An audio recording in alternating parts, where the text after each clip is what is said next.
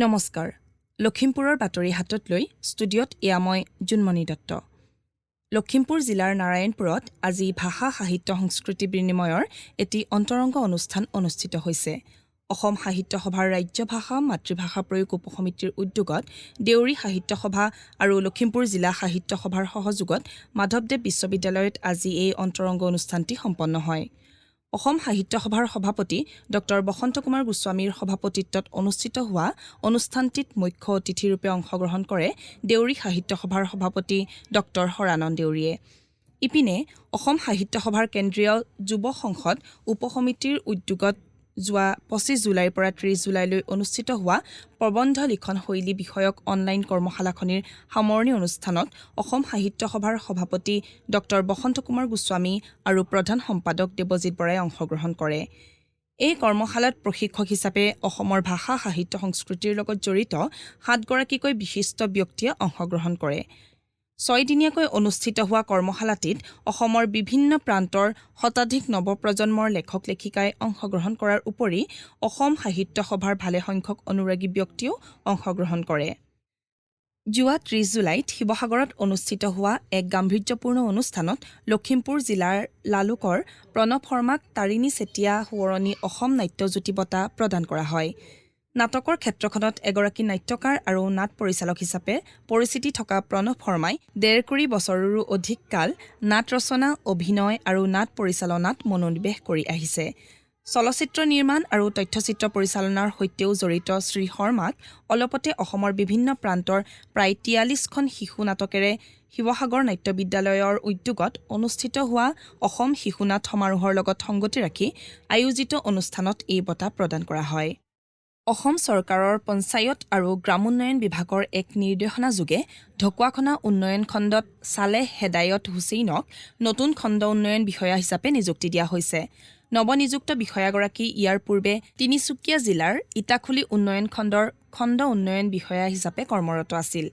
উল্লেখ্য যে ঢকুৱাখনা উন্নয়ন খণ্ডৰ ভাৰপ্ৰাপ্ত খণ্ড উন্নয়ন বিষয়া গৌৰাংগ দত্তক পূৰ্বৰ দায়িত্বৰ পৰা অব্যাহতি দি ঢকুৱাখনা সম জিলা প্ৰশাসনৰ সহকাৰী আয়ুক্ত হিচাপে দায়িত্ব অৰ্পণ কৰা হয় কালিৰে পৰা লখিমপুৰত দি থকা বৰষুণৰ মাজতে আজি বিয়লিৰ ভাগত জিলাখনৰ মাজেৰে এজাক ধুমুহা পাৰ হৈ যায় ধুমুহাৰ ফলত কোনো ধৰণৰ ক্ষয়ক্ষতি হোৱাৰ বাতৰি পোৱা হোৱা নাই যদিও জিলাখনৰ বহু ঠাইত বিদ্যুৎ সংযোগ বিচ্ছিন্ন হোৱাৰ বাতৰি পোৱা গৈছে ইপিনে আঞ্চলিক বতৰ বিজ্ঞান কেন্দ্ৰই আগবঢ়োৱা শেহতীয়া তথ্য অনুসৰি আজিৰে পৰা অহা 6 আগষ্টলৈকে ৰাজ্যৰ ঠাইভেদে বৃষ্টিপাত হোৱাৰ লগতে প্ৰবল ধুমুহা বলাৰ সম্ভাৱনা আছে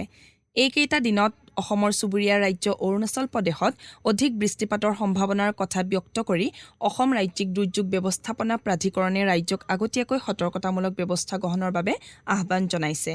ইপিনে চুবুৰীয়া অৰুণাচল প্ৰদেশত প্ৰবল বৰষুণ হলে পূৰ্বৰ দৰে পাহাৰীয়া এলেকাৰ পৰা নামি অহা পানীৰ ঢলে বিশেষকৈ লখিমপুৰ আৰু ধেমাজি জিলাত পুনৰ বানে সংহাৰী ৰূপ ধাৰণ কৰাৰ সম্ভাৱনাই দেখা দিছে আঞ্চলিক বতৰ বিজ্ঞান কেন্দ্ৰই আগবঢ়োৱা সতৰ্কবাণীৰ পিছতে চুবুৰীয়া ৰাজ্য অৰুণাচল প্ৰদেশত ৰেড এলাৰ্ট জাৰি কৰাৰ লগতে অসমৰ গুৱাহাটী লখিমপুৰ আৰু ধেমাজিত বিশেষ সতৰ্কতা জাৰি কৰা হৈছে ধলপুৰ কমাৰচুক নামঘৰত যোৱা 13 জুলাইৰ পৰা অনুষ্ঠিত হোৱা গ্ৰীষ্মকালীন বৰগীতৰ কৰ্মশালাৰ যোৱা 30 জুলাইত সামৰণি পৰে ধলপুৰ অঞ্চলৰ যুৱক ভৱেন বৰুৱা আৰু স্বাস্থ্য বিভাগৰ কৰ্মচাৰী ৰেব দাসৰ নেতৃত্বত অনুষ্ঠিত হোৱা এই বৰগীতৰ কৰ্মশালাত অঞ্চলৰ ভালে সংখ্যক শিশু কিশোৰ কিশোৰী আৰু যুৱক যুৱতীয়ে অংশগ্ৰহণ কৰে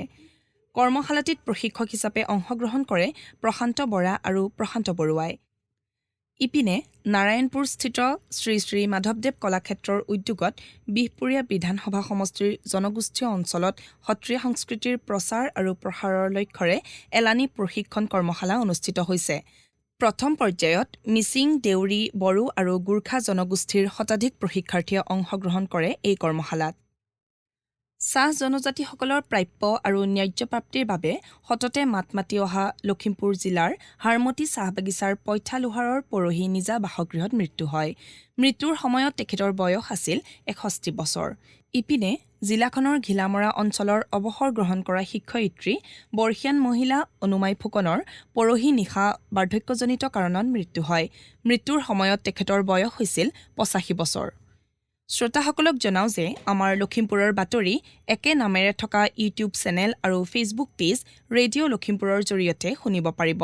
নিয়মীয়াকৈ বাতৰিসমূহ শুনি থাকিবলৈ ফেচবুক পেজটি ফ'ল' আৰু ইউটিউব চেনেলটি ছাবস্ক্ৰাইব কৰিব। আমাৰ আজিৰ নিশাৰ লখিমপুৰৰ বাতৰি ইমানতে অন্ত পৰিল। পৰৱৰ্তী বাতৰি প্ৰচাৰ হ'ব কাইলৈ নিশা 8 বজাত।